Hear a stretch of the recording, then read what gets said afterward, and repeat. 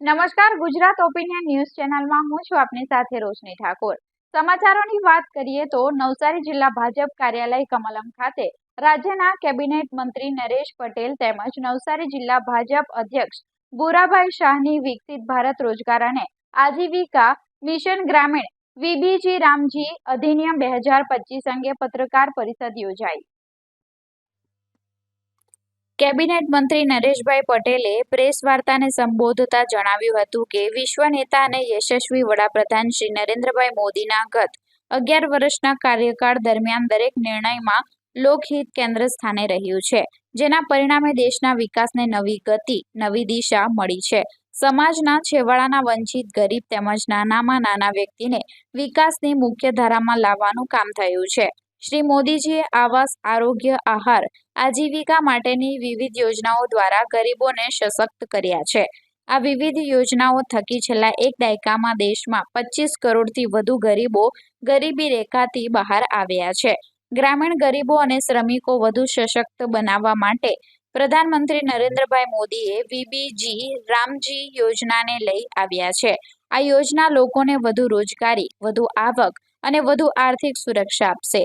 પહેલાની મનરેગા યોજનામાં 100 દિવસ કામ મળતું હતું, હવે મોદીજીના નેતૃત્વમાં બનેલી વીબીજી રામજી યોજનામાં 125 દિવસ કામની ગેરંટી મળશે।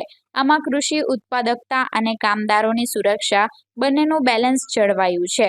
વાવણી અને કાપણીની મોસમમાં 60 દિવસ સુધી યોજનાનું કામ રોકવાની જોગવાઈ કરવામાં આવી છે, જેથી ખેતીની સિઝનમાં શ્રમિકો ખેતીનું કામ કરી શકે। વીબીજી રામજીમાં 125 દિવસ અને 60 દિવસ ખેતીની સિઝનમાં એમ કુલ 185 દિવસ રોજગારી મળી શકશે। આ યોજનામાં કેન્દ્ર સરકારની ગ્રામ પંચાયત સુધી વિકાસની આખી ઇકોસિસ્ટમ બનશે અને ગ્રામ સ્વરાજનો સંકલ્પ પાર પડશે, જેનાથી આપણે સંતુલિત વિકાસની દિશામાં વધુ ચોક્કસ રીતે આગળ વધી શકીશું। વિકસિત ભારતજી રામજીમાં જળ સુરક્ષા, ગ્રામીણ ઇન્ફ્રાસ્ટ્રક્ચરમાં વધુ રોજગારી અને કુદરતી આપત્તિ સામેનું રક્ષણ રાખવામાં આવ્યું છે। યોજનાના સુચારુ અમલ માટે ટેકનોલોજીના પણ મહત્તમ ઉપયોગો સાથે બાયોમેટ્રિક ઓથેન્ટિકેશન, જીઓ ટેગિંગ અને રિયલ ટાઈમ ડેશબોર્ડ દ્વારા પારદર્શિતા સુનિશ્ચિત થશે। વેતનની ચૂકવણી પણ સમયસર થાય તે માટે વિલંબ માટે વળતરની પણ જોગવાઈ છે। વિકસિત ભારત રામજી યોજના શ્રમનું સન્માન છે। વિકસિત ભારતજી રામજી યોજના ગરીબોનું સન્માન કરીને ગ્રામીણ અર્થવ્યવસ્થાને વધુ ગતિ આપશે। વડાપ્રધાન નરેન્દ્રભાઈ મોદીના વિઝન હર હાથ કો કામ, હર કામ કા સન્માનને સાકાર કરવામાં, ગામડા અને ગરીબોને સશક્ત કરવામાં આ યોજના વધુ મજબૂતાઈ આપશે। આ પ્રેસ વાર્તામાં નવસારી જિલ્લા ભારતીય જનતા પાર્ટીના પ્રમુખ ભૂરાભાઈ શાહ, નવસારીના ધારાસભ્ય રાકેશભાઈ દેસાઈ, મહામંત્રી અશ્વિનભાઈ પટેલ, જિલ્લા મીડિયા ઇન્ચાર્જ જીગર નાયક સહિતના આગેવાનો ઉપસ્થિત રહ્યા હતા। સૌપ્રથમ તો આપ સૌને આવકારું છું।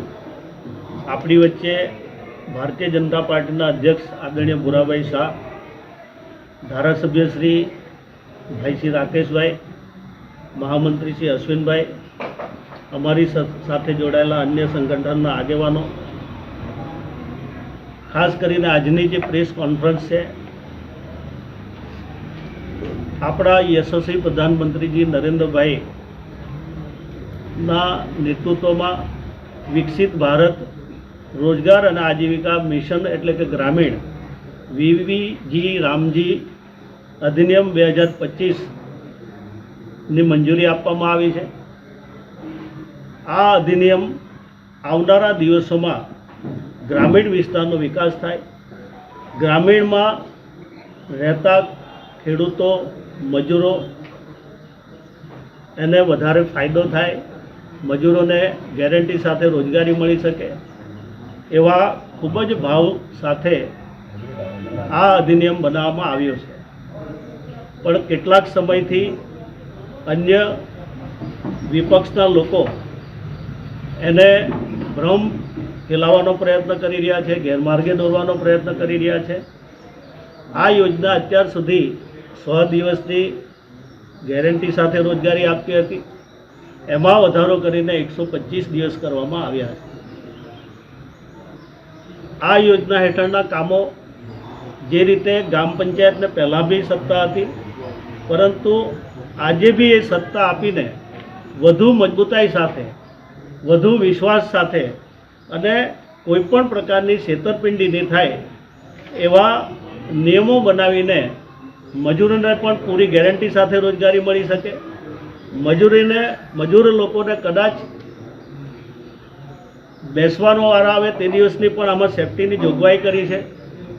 મજૂરોને પહેલાં જે રીતે મજૂરી આપવામાં આવતી એ 15 દિવસે આપવામાં આવતી, હવે એ વીકલી એટલે કે અઠવાડિયામાં એને મજૂરી મળી જશે.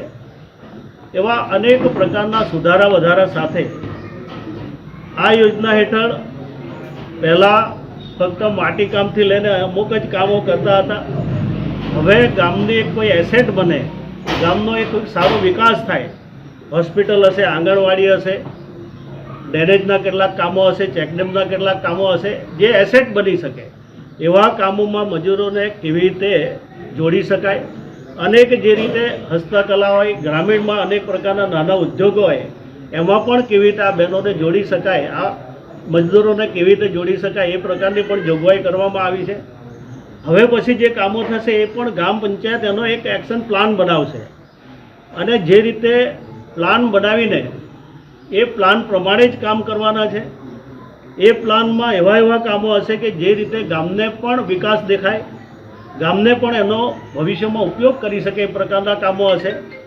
જે રીતે લોકોના કાર્ડ બનશે, કાર્ડ બનાવીને એમને જે રીતે રોજગારી આપવામાં આવશે એ પ્રમાણે એમને પણ પૂરેપૂરી એની હાજરીની નોંધ લેવામાં આવશે. એના માટે અનેક પ્રકારની ટેકનોલોજીનો પણ ઉપયોગ કરવામાં આવશે. એટલે કોઈપણ રીતે છેતરપિંડી પણ નહીં થાય અને જેટલા કામો થાય એ ચોક્કસ રીતે થાય, એમાં કોઈ પણ પ્રકારનો ભ્રષ્ટાચાર નહીં થાય એ પ્રકારની આ કાયદાની અંદર જોગવાઈ કરવામાં આવી છે.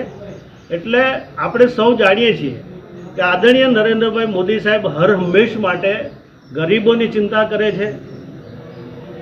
વર્ષો પછી ગરીબના ઘરમાં ઉજ્જવલા યોજના પહોંચી છે, ઘર સુધી નળથી પાણીની વ્યવસ્થા પહોંચી છે.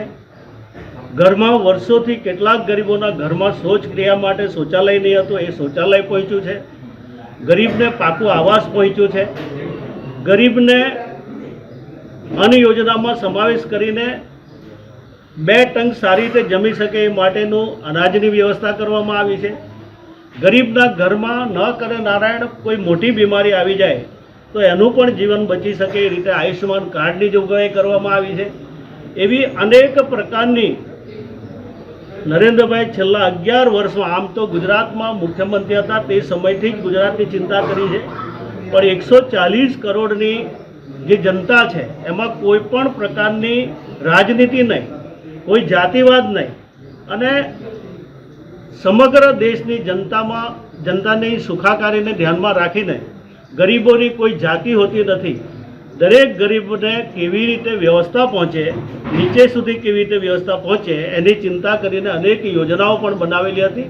એટલે આ જે વિકસિત ભારત રોજગાર અને આજીવિકા ગ્રામીણ એટલે કે વીબીજી રામજી જે અધિનિયમ જે બન્યો છે એ આવનારા દિવસોમાં ગ્રામીણનો ખૂબ સારો વિકાસ પણ કરશે અને જે મજદૂરો છે એને ગેરંટી સાથે રોજગારી મળશે અને રોજગારી સાથે એની સુરક્ષિત કેવી રીતે આ મજદૂરો રહે એની પણ ચિંતા કરવામાં આવી છે અને સમયસર એની મજદૂરીના જે કંઈક મજૂરીના રૂપિયા છે એ પણ સમયસર મળે એની બહુ જ સારી રીતે આ અધિનિયમમાં જોગવાઈ કરવામાં આવી છે. જેથી હું આપ મીડિયાના મિત્રો પાસેથી અપેક્ષા રાખું છું કે નીચે સુધી, ખેડૂતો સુધી, મજૂરો સુધી આપના માધ્યમ દ્વારા પણ વાત પહોંચવી જોઈએ, જેથી ભ્રામક અને જે રીતે ગેરમાર્ગે દોરવાના જે પ્રયાસ થઈ રહ્યા છે એમાં આપ પણ પૂરક બનો એવી અપેક્ષા. ધન્યવાદ.